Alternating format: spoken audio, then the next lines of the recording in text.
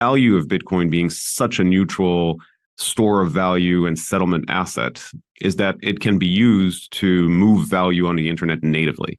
And the only way that you do that with fiat currencies is with stablecoins, and we can talk about that in a bit as well. But I think that stablecoins are good optimizations for transactions that happen within the same currency. But if your entire network depends on one, then that's a real problem, and I think it doesn't survive. And certainly I've experienced this firsthand.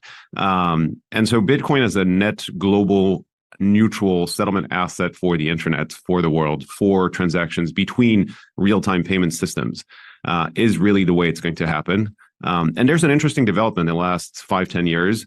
You've had more and more real-time payment systems emerge in very large regions. So you have Pix in Brazil, you have UPI in India, you have real-time payments in Mexico, you have somewhat real-time payments in Europe. Will eventually have FedNow become a thing in the US. And so if you have those real-time payment rails at the edges of the network, the question is, what is the global interoperability layer between all of these regional payment systems? Because they're not going to talk to one another.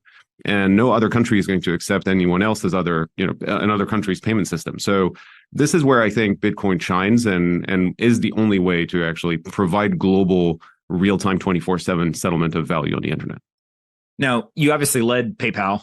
You then went to Facebook, and you not only did the Messenger kind of product and did some amazing things there in terms of growing it and really building some Robux functionality, but then also you did Libra. When you left Facebook, you pretty much could have gone and done almost anything in tech and business. There was tons of opportunity that you were given. You chose to start a company called Lightspark. Talk a little bit as to why, one, subject yourself to the pain and the glass eating of building a company from scratch, but also, two, kind of the idea and what got you energized about starting Lightspark.